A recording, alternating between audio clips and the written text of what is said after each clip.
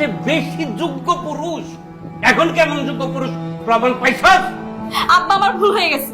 ভাবছিলাম ভালো স্টুডেন্ট, ভালো চাকরি করবে, তোমার মেয়েকে সুখে রাখবে, শান্তিতে রাখবে, কিন্তু এখন তো দেখি তার চাকরিই নাই। আমি ওর সংসার করতে পারবো না। তুমি আমাকে তোমার সাথে বাসায় নিয়ে চলো তো, কয়েকদিনের মধ্যে আমি তাকে ডিভোর্স লেটার পাঠাই। অনেক কিছু তো শুনলা, আর কিছু শুনতে চাও? চলো আমরা গ্রামের বাড়িতে চলে যাই। আমরা এমন কোনো সন্তান জন্ম দিই নাই যে বাবা মার দায়িত্ব নিব সারা জীবন। ঘুষ খাওয়ার অপরাধে তোমার কোনো চাকরি গেছে, লোক জানাজানি হয়ে গেলে মুখ ঢাইতে পারবো আমরা? এই তুই কেমন পুরুষ রে? তোর জন্ম দিকে আমরা পাপ করছি? না, তোমরা কেউ কোনো পাপ করো নাই। পুরুষ হয়ে জন্ম নেওয়াটাই আমার আজন্মের পাপ ছিল। তবে এই দেশে আমার মতো পাপীর সংখ্যা হাজারে হাজারে, লাখে লাখে। এরা সবাই মানব সন্তান হয়ে জন্মাইছে ঠিকই, কেউ পুরুষ হয়ে উঠতে পারে নাই। আর পুরুষ হয়ে না ওঠার যন্ত্রণা যে কত কঠিন, কত ভয়াবহ, প্রতিনিয়ত হারে হারে টের পাই। কারণ পুরুষের সাফল্যের ভাগ সবাই নিল, ব্যর্থতার ভাগ তো কেউ নিতে চায় না। কারণ সবাই মনে করে পুরুষ জন্মগ্রহণ করছে পরিবারের অন্যান্য সদস্যদের চাহিদা মেটানোর জন্য।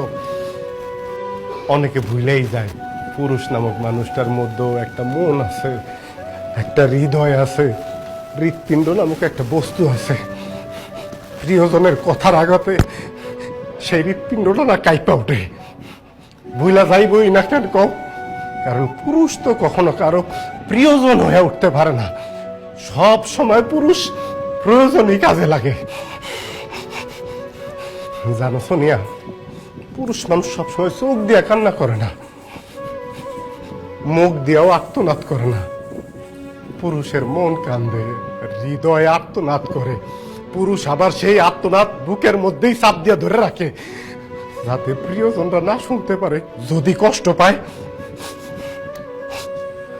সদ্য ভূমিষ্ঠ একটা বাচ্চা যেমন স্বভাব যত কারণে কান্না করে ওঠে, একটা পুরুষ মানুষও সামর্থ্য না থাকার পরও শুধুমাত্র প্রিয়জনের মুখে হাসি ফুটাইব দেখা স্বভাব যত কারণে বইলা ফেলায়, আরে এত চিন্তা করো কেন, আমি আছি না, একটা ব্যবস্থা হয়ে যাইব। কিন্তু এই ব্যবস্থা করতে যায় ওই পুরুষ মানুষটা যে কত ধরনের অবস্থার মধ্যে দিয়ে যাইতে হয়, সেটা কেবলমাত্র ওই পুরুষ মানুষটাই জানে। আমাগো সমাজে তো একটা কন্যা সন্তানের জায়গায় যদি একটা ছেলে সন্তান জন্মগ্রহণ করে, তাহলে পরিবারের মানুষ অনেক খুশি হয়। কারণ তারা জানে এই ছেলে সন্তান একদিন পুরুষ হয়ে উঠবো, তাকে সব চাহিদা পূরণ করব। ছেলে সন্তানটা জন্মগ্রহণ করলে ওই দিন থেকেই শুরু হয় চাওয়া পাওয়ার হিসাব। এই যে আমি আজকে চাকরিটা হারাইলাম, ঘুষ খাইলাম, বিশ্বাস করেন এই অন্যায়ের কথা আমি আমার জন্য আটি নাই। এমন না আমি একটা নতুন শার্ট কিনবো, একটা নতুন প্যান্ট কিনবো, এক বেলা পেট বইরা ভালো মন্দ খামো, এই কারণে আমি ঘুষ নিতে চাই নাই। আমি ঘুষ নিছিলাম যদি তোমার মুখে একটু হাসি ফুটাইতে পারি, যদি তোমার চাহিদা পূরণ করতে পারি। সোনিয়া, অন্তত দিন শেষে অমানবিক পরিশ্রম করার পর বাড়িতে আইসা তোমাকে হাসি মুখটা তো দেখতে পারবো। তোমরা তো আমার লাগে আর খারাপ ব্যবহার করবা না। আমি না পারি নাই, আমি ব্যর্থ হয়েছি। অনেক পুরুষ এরকম পারে না, না পাইরা তারা মৃত্যুর আলিঙ্গন করে, পরম শান্তিতে ঘুমায়, কেউ কেউ উন্মাদ হয়ে যায়। যাই হোক, একটা ব্যর্থ পুরুষের কথা আর কত শুনবা? আব্বা, তোমাকে পায়ে ধরি আব্বা। সোনিয়া, তোমার কাছে আমার শেষ রিকোয়েস্ট, তোমরা এই বাড়ি ছেড়ে যাও না। তোমরা কেন যাইবা?